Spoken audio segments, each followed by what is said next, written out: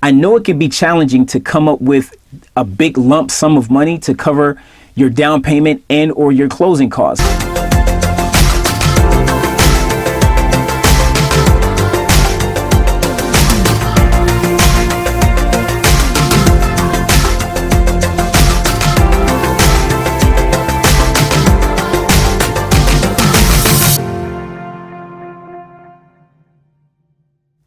Hey everybody, welcome to another edition of Info on the Go. I'm your host, Dietric Williams. Today we're going to be talking about a question that seems to come up a lot lately, which is, can I use my 401k to purchase a house?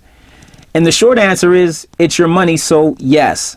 However, there's a couple of things that you need to know about this. Now, I know it can be challenging to come up with a big lump sum of money to cover your down payment and or your closing costs. So borrowing or taking money from your 401k is definitely an option. Now, that's one way to do it, right? Is to borrow money from your 401k. But as with any loan, you have to pay that back. And it's usually 1 or 2 basis points above whatever the prime rate is at that time.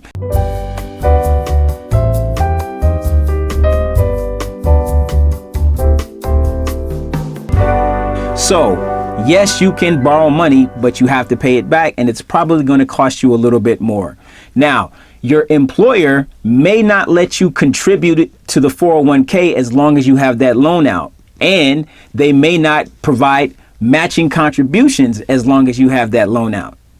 Add to that, if you leave the job or are terminated, then all of that money may be due immediately upon your termination from the position that you're holding. Only you will know those things because it's going to vary from job to job, employer to employer, right?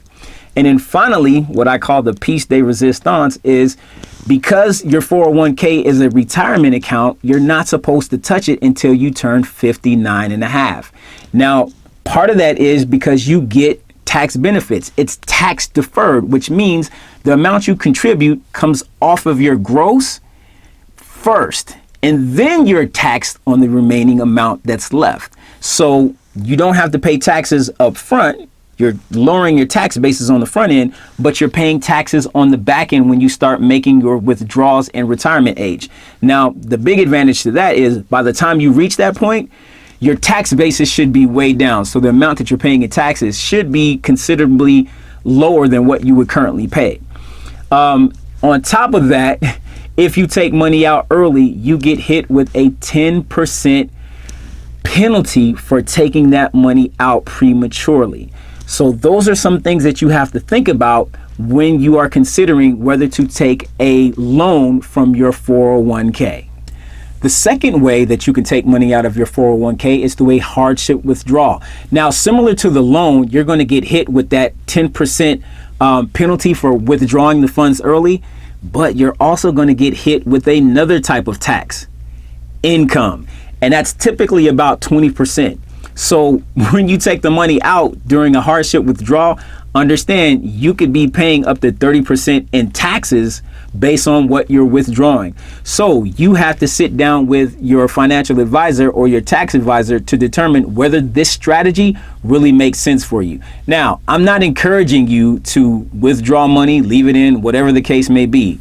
I'm indifferent about that. What I am doing is arming you with the information to understand what it means from the pros and the cons of withdrawing money from your 401k to purchase a house. Now, if it makes sense for you, which it may, you may find that you purchased the home and the equity buildup more than offsets the money that you took out to fund your retirement. Again, I'm not telling you to do it or not. You have to talk to your tax advisor or your financial advisor to determine in a deep dive analysis whether this situation is right for you. So I hope that helps and answers your question. Make sure that you subscribe to the channel, and please hit that bell so that you're notified when I drop future editions of Info on the Go. And if you want to leave comments, feel free to do so. I'll make sure to get back to you as promptly as I can. I want to thank you again for watching another edition of Info on the Go. And as always, I'll see you next time.